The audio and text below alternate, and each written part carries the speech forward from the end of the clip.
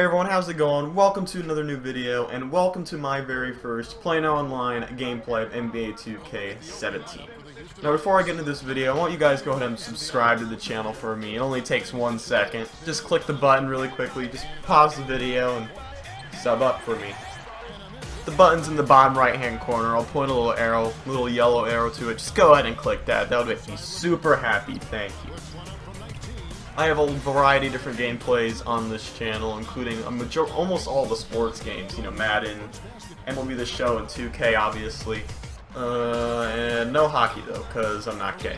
But also I do walkthroughs. I'm going to be doing more walkthroughs with a friend. Check out our Assassin's Creed 2 walkthrough, Part 19 specifically. That's the funniest video on YouTube.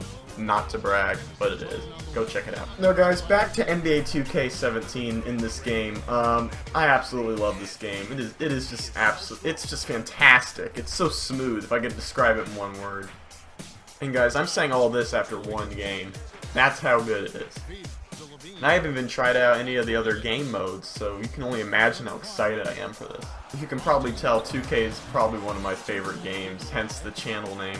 And I just want to say this really quick, I will be doing a My Career series on this channel, I just have to wait some time. Well, not exactly wait some time, I was recording the prelude and it got corrupted in some way, so it won't let me transport my video onto my editing software, so I might, it works for iMovie, it goes on iMovie, but it will not go to my main editing software. So if I do a series, you won't see the college games as the first content on there. You'll see me already signing or something like that. I don't know what happens after that, so it's not that I'm not going to put it on the channel. I just rather get started with the series sooner rather than later, and having to deal with corrupted video like that is just not something I want to do. And always this time of year when 2K comes out, I'm kind of like nervous about 2K because when I first play it, I always suck, and I'm actually really good at 2K if you check out my other videos. And I don't know why 2K is one of my better games skill-wise, it just is. But again, every time around this year when 2K comes out, I just absolutely suck at the game, and I hate it. It makes me want to harm myself, because, you know, you get used to the game the year before, and then it comes out with another one, and it's just a different feel to it, you know? And it's stressful beyond belief to be good at something one year, and then next year you suck at it. Even though it's still the same game, same genre, but I don't know what to say. So I thought getting used to the shot meter last year was a pain, and after a couple months I finally like zeroed in on it, and now they changed it a freaking again. So I feel like I'm back to square one with 2K. I wouldn't expect me winning much on this channel until I get really comfortable with the controls. Like in the last 3 months of NBA 2K16, I was absolutely unstoppable. You know what? Last 6 months of NBA 2K16, I was unstoppable. But I should have expected that, you know. This happens every year to me as, you know, as Eric Gordon completely screws up on a wide open 3. Ugh. And actually, it isn't exactly the controls I need to get used to, it's just, again, the feel of the game and how it's played out. Because if you get NBA 2K17, and you should, there is a completely different rhythm to every player. It's not as stiff, not as awkward. It seems as if they designed the game to make it a little bit more competitive for everyone who plays it. So you're not going to get those blowout wins, and comebacks are a lot easier to come by. And as you can probably tell, I don't know if I mentioned this yet, I'm playing the Minnesota Timberwolves for my first PlayNow Online match, and this might be one of my only few PlayNow Online matches that I'm doing. You know, ever since Dwight Howard left the Houston Rockets, playing this game just didn't feel the same at all. The new big man, Ryan Anderson, who can shoot threes, but despite his three-point shooting, there's no way he can make up for Dwight Howard. Howard was a beast. I'm gonna miss him. So I did go into this game expecting to win because of, you know, my skill level in NBA 2K16, but I completely did not take into account how comfortable I felt with the old roster of the Houston Rockets. And then when they whipped this new one to me, I'm like, what the? I'm not gonna curse, but the roster was unrecognizable. Well, I recognize the new players, it's just that Jason Terry's gone, who else? Well, obviously Dwight. Terrence Jones, I didn't see him. All those players I've finally gotten used to after a couple of years, ever since NBA 2K14, they're just gone. And then we have returning Pablo Prigioni, who, I don't know why you'd re-sign him, although he does make a couple big shots in this game. Also, Eric Gordon from the New Orleans Pelicans, he is now in the Houston Rockets as well. I think he was a really good sign for this team. And also, he's not a new player, but Clint Capella from last year, he's got to be the new big man this year. He's got to fill the shoes of Dwight Howard, which is hard shoes to fill. And also, I had no idea that Nene was signed on the Houston Rockets. That was new to me, seeing that. That was quite a surprise. Referring to before, you can already see him playing like crap, only 6 points in the first quarter and going into the second. But nothing I can't really overcome at this point. And then you have the returning players. Thank the maker for these guys. Of course, James Harden, Patrick Beverley, Trevor Ariza, who doesn't play necessarily well in this game, but he was a really good replacement of Chandler Parsons back in 2014. Also, Michael Beasley is back. I think he's the only other left-hander on the team other than James Harden, but he is really good mid-range jump shot grade. And I think he was, yeah, I know he was the MVP in a league in China, some other countries. I'm glad he's back, but he doesn't play well in this game either. And as you play this game, I think you guys will notice that in order for it to be more realistic, they're going to miss more shots than they would have in the prior games. Like, don't count a wide open shot necessarily as going in. Well, unless you get a full bar, like perfect release, which won't happen much, but when you do, that's going to go in. But expect a lot of your players to be missing wide open shots. Not that they do that in real life, but they do it a lot more in real life than they do in a video game, obviously. And see, the further I get into this game, the further I'm getting behind. And Clint Capella hitting a jump shot. I was so hesitant to take that. There's no way he would make that in NBA 2K16. But that just shows you the changes that are made this year. As Trevor Ariza grabs the rebound after the miss, passes it to Clint Capella, who passes it to wide open Patrick Beverley, who cannot frickin' finish for me. Come on, dude. Really? You're a three-point shooter. But that's 2K, and that's how it's been for years. Trust me, that will not be the last wide open shot that is missed in this game by my team. And you'll just see the score. As I try to get going with James Harden, trying to get around, and then I find a wide open, I believe Ryan Anderson knocks down that three-pointer for me. Thank the maker. If I get down by any more points, I'd be in a screwy situation. And this is completely off topic, but I just love the new sound system in a way that's in the game. The dribbling, the shooting, the net sound, it sounds fantastic. And as I say, this Patrick Beverley gets a wide open look and knocks it through. I honest to God did not think that was going to drop. So guys, that's going to end my spiel for this video. Enjoy this 20-minute gameplay, down to the wire scoring gameplay, and I'll catch you guys in this video. Peace out.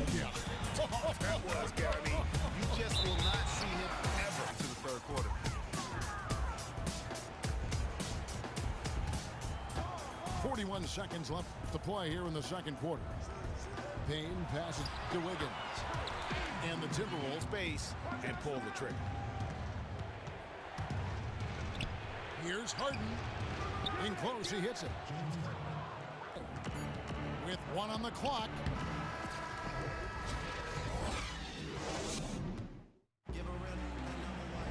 Here we go now, the start of the third quarter, welcoming you back in a closely contested first half. So first half, the entire repertoire on display. That's just an amazing skill set, plus the great instincts, knows intuitively how to get himself open. A high-flying pair of Levine and Wiggins are the 2 and the 3. Karl Anthony Towns is out there with Garnett, and it's done in a point guard. So that's who Tom Thibodeau starts the second half with. Houston shooting their third and fourth free throw attempts of the game. Presence on the roster, Greg, to show the young stars how to properly approach the game. Yeah, and the biggest is future Hall of Famer Kevin Garnett as far as teaching those youngsters. Lets them know what it takes to be not only successful, but to be a consummate pro in the NBA. Garnett dishes to Dunn. Tries a 3. Wow, drew the... I mean, incredible to have talent like that all in a row. And most recently, Dwight Howard. But Hakeem is undoubtedly the best of the bunch, but all were arguably the best at their position when they played in Houston. The fans of the Rockets have been spoiled for decades because they aren't used to playing against true defenses. I think sometimes it's a cop-out for the defense. I think the NBA is a different league. I think the NBA are the best players in the world, and therefore you should be able to guard your man one-on-one. I think that rule may have been put in place so that coaches can hide defenders on their team that can't to rebound on defense. So easy for the offense to rebound because you can't see. You have to communicate that much more. But, you know, hey, if you're playing against a team that is shooting the lights out and you want to stop penetration sometime, that may be the way to go, but not a big fan of the zone. Unable to shut down the middle. Here's Harden to halt the run. And in the last few decades and still currently in today's NBA, what is it like going through a microfracture procedure? How did it change your game? Well, you know, I'm not the only one. You know, this did end a lot of guys' career. When I think of Grady, the same thing. He doesn't weigh as much as a guy like myself or Zebo, but it's difficult coming back. I mean, just because the post-care process doesn't allow you to put any weight to score like that, and so it's tough. The rehab is long, tedious, it's boring, it's monotonous, but it's something that you have to get through, and basically it's your love of the game because rehabilitation or that surgery is no fun at all. That you're at least talking about, in my opinion, 20 months before you see your old self. Nice ball movement by Minnesota. Done. Now, I'm not saying that was the best play call, but that's certainly the desired result. And slam dunk by Nene. And if that doesn't get them fired up, guys, nothing will. Greg, just what the doctor ordered, huh? Some high-flying annex to narrow the deficit. They double him with Nene. Levine inside the three-point line. Hits the front of the rim and out. For three, Gordon. Rebound by Dang. Well, they often look to him to provide for them on offense. As among the defenders stepping up to challenge him on that drive to the 10. And Greg, he says, thank you very much, and sails in for the flush. But it's surprising, Kev, to see so... And here at the end of the third quarter, it's a double-digit. Satisfied with their effort level. He said, we're not hustling out there, guys. We are not going to win that way. I promise you. You've got to get after it. Nene is out there with Beasley. And there's Gordon. Then it's Corey Brewer. And it's Prigioni in at the one. That misses off the backboard. You can tell that's the game plan on defense. They don't want to allow him to take many shots inside. Nene dishes to Brewer. Out of bounds. Minnesota takes possession. And Rubio kicks to Muhammad. Out of bounds. The pass to Gordon. Out of bounds. Minnesota takes possession. Beasley outside. Lets it go with a three. The Rockets again can't hit. Towns the screen. And it's Pablo Prigioni with the foul. Houston making some changes. Trevor Ariza's checked in for Beasley. And it's McDaniels to Garnett. And it's blocked. But they get it back. Levine can't hit. And it's still a close game. I mean, despite the fact that they've struggled to compete on the board. Outside Gordon. A three-pointer is right on target in the fourth quarter. It's taken away by Brewer.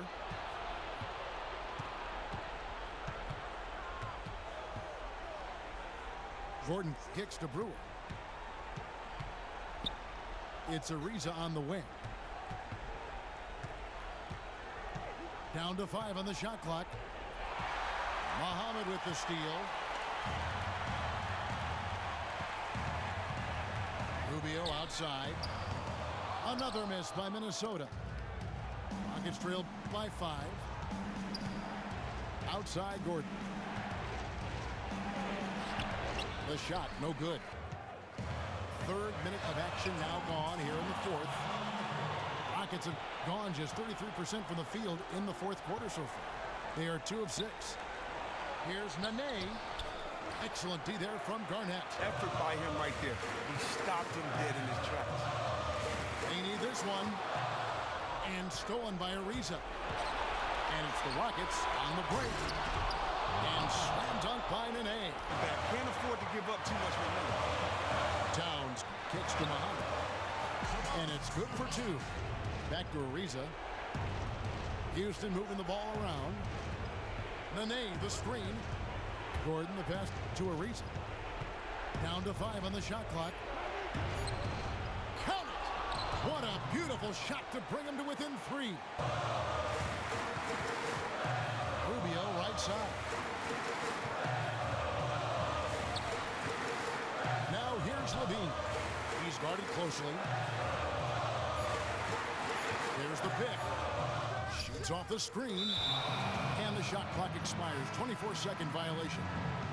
Now this game is coming down to the wire. And between the shot clock and game clock. Ariza outside. Back to Harden. Kicks it out to Gordon. In the corner, it's Brewer. Misses the 3. Harden outside. Nene, the screen. This would tie it. Oh, he hits it. How about that shot? Incredible. What a shot. Time expires, and we're going to overtime. So the Timberwolves win the tip. And no shortage of excitement here, and we're officially underway in overtime in this game. All fueled up and ready to go to overtime basketball here, brought to us by Gatorade. Let's check out who's on the floor. On the court for Minnesota. A high-flying pair of Levine and Wiggins of the 2 and the 3. Garnett up there with Towns, and it's done in the 1 spot. Yeah, he earned that one. I mean, taking the hit and still able to get that one to go down. Rockets trail by 3. Harden dishes to Anderson. It's stolen by Garnett. Here's Wiggins. Whoa! Wow. And you've got to wonder just how big those points are going to be. A swing like that could decide the outcome. Time to get his legs under him before attempting that look. Ariza no up. He feeds it to Wiggins. A 3 ball. And the ball travels out of bounds. Harden outside for the 3. And with that shot, the Timberwolves lead is cut down to just 2 points. Done with it. He's picked up by Ariza. And the dunk by Towns. Some muscle. Some urgency from him there. Sure. Harden. And lots of contact there. Missing the shot. He'll shoot 2. It's on Kevin Garnett. He drops the first one, and that narrows the lead down to just 3. And both free throws good for James Harden. And there's the call on Patrick Beverley. Here's Towns. It's rebounded by Houston. Kicks it out to Harden. Capella, the pass to Beverley. Back to Capella. They don't get any bigger than that basket. And that's what the fans came to see, baby. Tremendous shot in the clutch. And there's the call on Karl Anthony Towns. That's foul number 2 for him. Houston's gone 1 of 3 from 3-point range since the end of regulation. Leaves the dishes to Harden. Anderson the screen. In the corner, it's Capella. Pass to Anderson. Kicks it out to Ariza. Just 4 to shoot. Here's Capella. And lots of contact there. Missing the shot. He'll shoot 2. And they had a foul to give. They want to use it on the ground.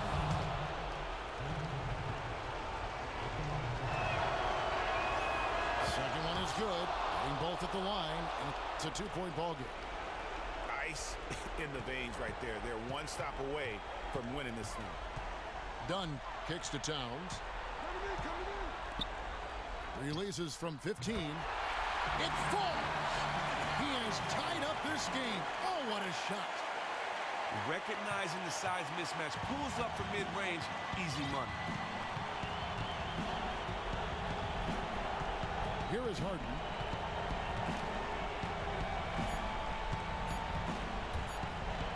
And we're headed to another overtime.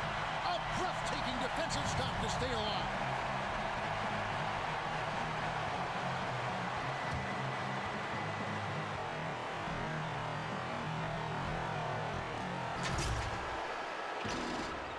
Another tie, and we're going to have a second overtime. Field a winner, but instead the overtime periods are piling up.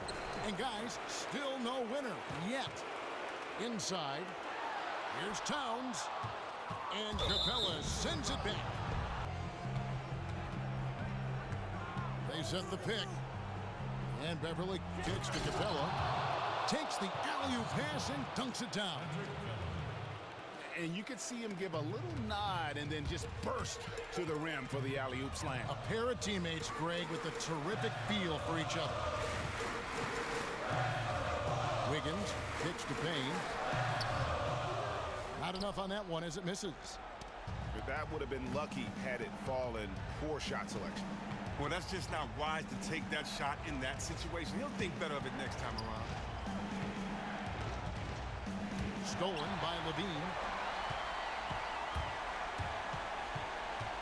Wiggins passes to Towns with the fadeaway. 2 minutes remaining in the quarter. Houston in the lead. Now Beverly. And there's the whistle. That goes on Chris Dunn. Here's Ariza. Good. It's Harden with the assist that time. They could use a big shot here to get this offense going. Too many empty possessions. Right now, they need a basket. And even Hey guys, I am finally back in the second overtime of this game. So you see a foul is committed on Patrick Beverly, sending me to the free throw line, which is ultimately what is going to end up putting this game to rest, in my opinion. 6 points or more with a minute and a half left, not going to happen. So spoiler, I do win this game. I hope you guys did enjoy this, I think, 15-point comeback. I think I was down by 15 at one point. And maybe even 11 in the fourth quarter.